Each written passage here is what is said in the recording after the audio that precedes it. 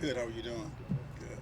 All right, your big man in the middle, Al Woods, is getting a lot of love, rightfully Oh, so. he should. Wow, that's good to hear. Why should he be getting all that love? Well, he's really big, and big men love. They deserve all that love, you know. But everybody loves a big man. But I tell you, Al has been very impactful, as you know. He's he's made a lot of plays. He's been very consistent. He's really been a really man on the line. He's been solid, knocking people back, making big plays, uh, and every time he does something, he runs down the field. Uh, he makes an impact off the field with the players. He's a leader in the locker room. There's so many different things that Al does that obviously you see on the field, but you don't see in the locker room. But he's certainly a very big impact player.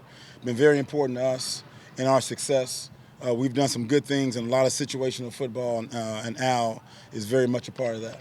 I know that he can take on two blockers just because of his size, but what else needs to happen in that moment? Because you can't just absorb a block, right? Well, he's able to take on the block and split the block and come off and make the play. And a lot of people talk about what Bobby Wagner does. Bobby Wagner can't do what he does without what Al Woods does up front. So those guys really work well together. I think that every great middle linebacker has a big man up front, and it really keeps the big blockers off of him. But Al has been certainly, big, fast, tough, everything you expect a big man to be, impactful, and he has so much excitement and juice. When he does something, he has so much expression that he has to give, and he ignites not only the defense but the entire team. What is it that has him playing maybe the best football of his career now, this late into his career, given everything he's done to get to this point? Well, and it's hard to say. A lot of times, some people are late bloomers. Some guys get in the right system at the right time. Some guys are, looking at the end of their career and they really want to go out with a bang. There's a lot of different reasons why people play it the best at this time of the year. But for Al, he's really stepped up at the right time. I think that the defense and the team is really riding his big shoulders, and he's certainly very impactful. And when he's on the field, you have to know the good players. When offenses look at the defense, the good players, they have to know, where is Al Woods? You want to know where are certain people on the field, and you want to know where Al Woods is all the time. How different is the role that you guys are asking to play this year? Well, he likes playing. He likes playing big. He likes playing in the middle. Obviously, he likes being, over the center. But he's a guy that you can put at different places on the line, whether it's the nose, the three technique, or the five. Place that you need the point of attack, the tough guy, the guy who really sets the tone at the point of attack. That's what Al does for us. Quandre was talking about the explosive plays, and you guys have been good at that. I think the Rams game was in Week 5. It's kind of the last one where a team got a bunch on you. What's improved there for you guys in the second half of the season? Well, it's just a focus. I think explosive plays, when they happen, they're connected to points. I think points are important to win ball games, and I think it's for us defensively, the more we keep the explosives down, the points go down, and we've been able to do that. Our points are down as far as scoring defense. Explosives are down, which are connected to that. But it's a focus on understanding what we're calling, a focus on understanding what the offense is doing, and guys playing together, and really the knowledge that you have of the offense. And we spent all week a lot of time studying the offense, taking that knowledge and applying it really well on game day. And it's really important for us to apply the knowledge on game day to to be a better football unit. How big a role does Quandre play in that free safety? Oh my goodness, Preventing those plays? Quandre, he's like the quarterback of the defense in the secondary. You have to have, if the secondary doesn't play well, then you got some problems. And Quandre's, he is what Russell Wilson is to the offense, to our secondary. He puts guys in the right place. He makes sure that everyone is covered, make sure everybody gets the call, make sure everybody plays the call right. He's the type of guy that's really hard to replace. He's very, very special. Bobby leads the league in tackles right now. How would you sort of assess his season so far and maybe compare it to previous years for him? Well, I'm sure you know Bobby and how he's played consistently over, a long period of time. and that's important to him. Being really good for a long time, sustained greatness for him, that's really important to him. He takes high value in being a really good player. So he really organizes his life to be a great player. It just doesn't show up on Sunday. When he wakes up, when every step he takes, every move he makes throughout the entire day is connected to being a really good football player. And for him, that's just his life. It's not a hobby. His life is how good can he be and how much can he get himself ready to play football on Sunday. And it shows.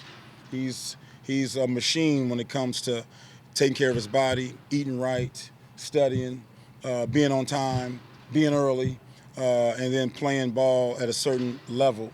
When his practice habits and his warm-up habits, he's earned where he is by his grit and his commitment and dedication. You see him playing at that same level as He can play at that level as long as he wants to. He's put himself in a position where he can play at a high level as long as he wants to play at a high level. Ken, clearly points allowed per game is going to be a big deal for you guys. You're last in the league in yards per game.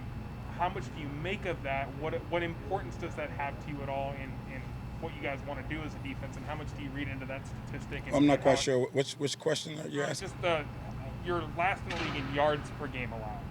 Contrasting that to the fact that I think you're like fourth in points allowed, that sort of thing. How much weight do you put in how many yards you give up in a game, and that aspect of what you guys are as a defense? All I'll say is, winning football games is important for us. Playing really good defense is important. We're doing a lot of really good things, and you want to bring up one thing that's not as good, but there's so many good things that we're doing, and you would really want to focus on, third down, all the situational ball, goal line stands that we've been able to have, red zone defense, scoring defense. It's just a list of things that are really important to what defenses are. The way football is now, there's so many stats. There's 1,000 stats out there that you can pull out, but our most important stat is winning ball games, getting the ball back to our offense, getting off on third down so our offense get the ball again, and try to find ways that we can to stay in the hunt and get this thing going. We saw Carlos Dunlap play a lot more. I think he said they didn't have to use him. He's just, I guess, why was that? Well, he's earned the right to play. He's made plays. He's been consistently here at practice. He's been competing out here, and he's a proud player who's had a really